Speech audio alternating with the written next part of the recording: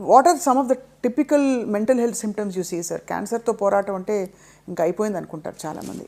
తను I think మీరు చాలా ఇంపార్టెంట్ టాపిక్ రైజ్ చేస్తారండి.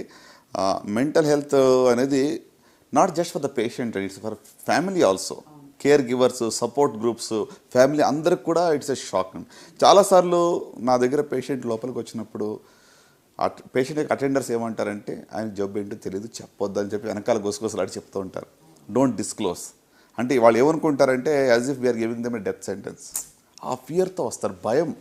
అన్నిటికన్నా ముఖ్యంగా క్యాన్సర్లో ఏంటంటే నంబర్ 1 మెంటల్ హెల్త్ ఇష్యూస్ ఏంటంటే ఫియర్.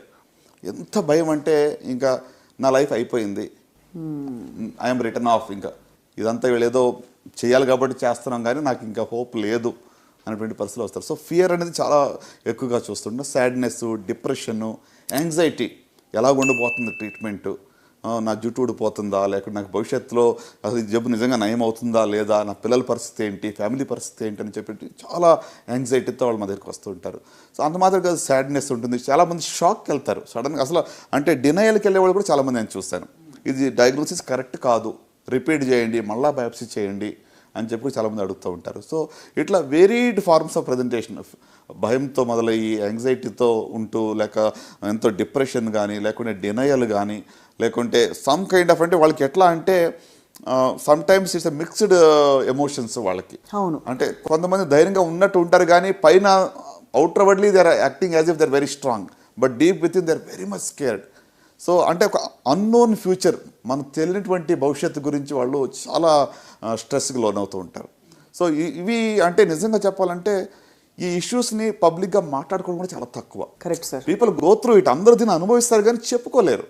దీన్ని ఎవరి దగ్గరికి వెళ్ళి హెల్ప్ తీసుకోవాలి, ఎలా చెప్పాలని కూడా తెలియదు. అట్లా చాలాసార్లు ఏమవుతుందంటే ఈవెన్ డాక్టర్స్ దగ్గర కూడా అంత ఎక్కువగా వాళ్ళతో టైం స్పెండ్ చేయడానికి వాళ్ళకి టైం ఉండదు. అవును. సో వచ్చి వాళ్ళని పంపించేస్తారు, వాళ్ళకి ఉన్న ఆ యొక్క నీడ్ని ఎవరు కూడా అడ్రస్ చేయటం లేదు. So I think the biggest gap నేను అనుకున్నది ఏంటంటే మెంటల్ హెల్త్కి సపోర్ట్ చాలా తక్కువగా ఉంది.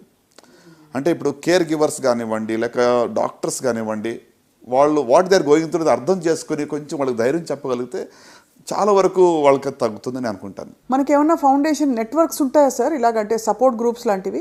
అయ్యో డెఫినెట్లీ అండి. అంటే ఒకటండి, ఇప్పుడు ఈ స్ట్రెస్లో రావడము, లేక యాంగ్జైటీ, ఫియర్ రావడం అనేది సర్వసాధారణం. ఇదేదో వింతైన ప్రాబ్లం కాదు. మెంటల్ హెల్త్ డిస్టర్బెన్స్ అనేది మరి క్యాన్సర్ డయాగ్నోస్ వచ్చినప్పుడు ఖచ్చితంగా వస్తాయి.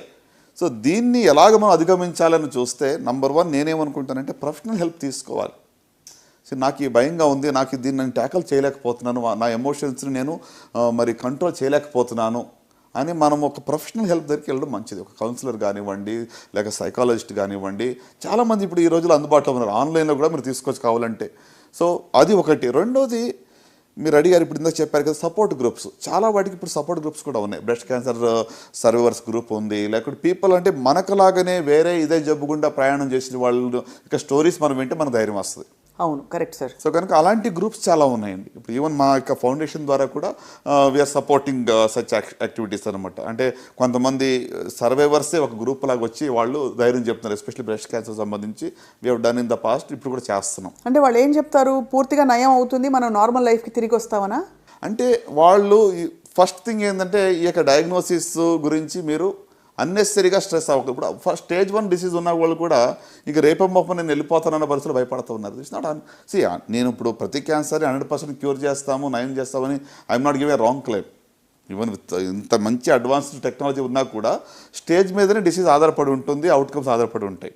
But at the same time మనం మేనేజ్ చేయగలిగింది, మనం నయం చేయగలిగింది కూడా నయం కాదు అనుకునేది ఎక్కువగా కనబడతా ఉంది. So I think we have to ట్యాకల్ that issue first అనమాట.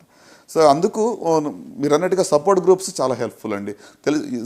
ఇంకొకటి సపోర్ట్ గ్రూప్స్ అంటే ఇందులో చాలా వరకు ఏంటంటే మా ఇంటి పక్క వాళ్ళకి ఏమో తీసుకున్నారు, వాళ్ళకి జుట్టు ఊడిపోయింది, వాళ్ళు చాలా ఇబ్బంది పడ్డారు కాబట్టి నాకు ఆ బాధ వద్దు, ఇది కూడా ఉంటుంది. ఇది negative impact of somebody else's experience. మా దగ్గర చాలామంది ఏంటంటే మా బంధువులు ఎవరికో ఇది మేము చూసాము, సో మాకు అలాగ అవుతుంది, మాకు వద్దు. అరే వాళ్ళ జబ్బు వేరు, వాళ్ళ స్టేజ్ వేరు, వాళ్ళ యొక్క డిసీజ్ యొక్క బయాలజీ వేరు, వాళ్ళకి ఇచ్చిందే మీకు ఇవ్వాలని ఏమి లేదు కదా.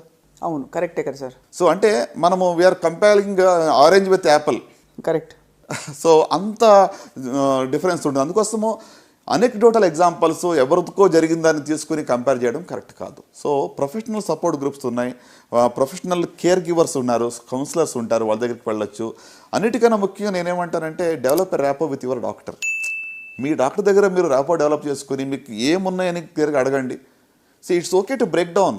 నేనేమి మీరు ఇప్పుడు డయాగ్నోస్ విన్నప్పుడు స్ట్రెస్ వచ్చినప్పుడు లోపల దాచిపెట్టుకోండి, ఎక్స్ప్రెస్ చేయకండి అని చెప్పట్లేదు.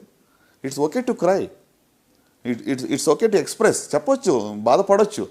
అంటే అలా చేయడం వల్ల కూడా మీరు కొంచెం ఫ్రీ